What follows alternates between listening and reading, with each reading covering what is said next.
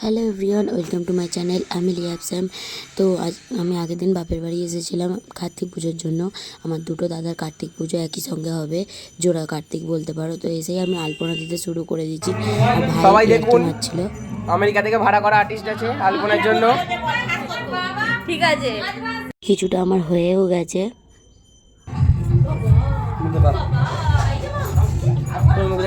কার্তিকের মা আমাদের বড় কার্তিকের মা।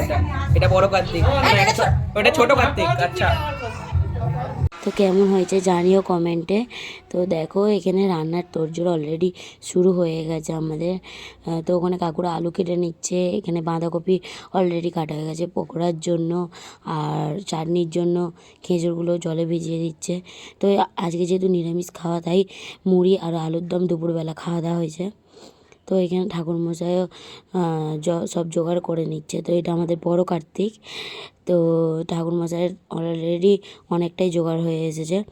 তো দেখো এখানে পকোড়াও ভাজা হয়ে গেছে আমাদের, আর মোটামুটি কিছু রান্না হয়ে গেছে। ওখানে চাপা দেওয়া আছে, তোমাদের সঙ্গে সবটাই শেয়ার করবো লাস্টে।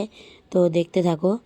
তারপরে এখানে আমার মা কাকিমারা শাড়ি পরার আগেই মানে রেডি হবে সন্ধ্যের জন্য, তার আগেই পকোড়া খেতে এসেছে। বলছে খেয়ে পকোড়া আর ফুচকা খেয়ে তারপরে নাকি রেডি হতে যাবে। তো তখনও ক্যাটারিংয়ের লোক আসেনি, তাই জন্য আমার বাবাই দিয়ে দিচ্ছিল। তো আজকে এটা আমার লুক ছিল। তো জানিও কেমন লাগছে আমাকে। আর তারপরে এখানে কাকিমা আর পাশের বাড়ির কাকিমার মেয়ে দুজনে একটু আনন্দ করছিল। আর এখানে ভাইয়েরা সবাই বাজি ফাটাচ্ছিল। তো যেহেতু ভাইপোর কার্তিক পুজো বলে কথা, তাই জন্য ভাইয়েরা তো খুব আনন্দ করছিল আর বাজিও ফাটাচ্ছিল অনেক। তো এটা আমার বড়দাদা আর বড় বৌদি। তো ওদের ফার্স্টে শুরু হয়েছে, আর এদের এক পরে পুজোটা হয়ে গেলেই ওদের হবে।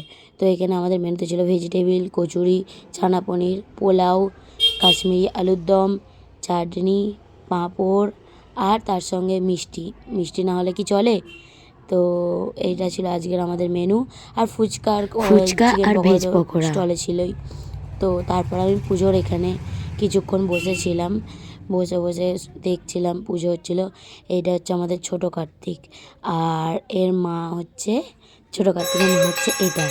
আর বাবাকে দেখাতে পারিনি, বাবা একটু কাজে ব্যস্ত ছিল, তো তাই জন্য আমি ছোট কার্তিকের বাবাকে দেখাতে পারিনি।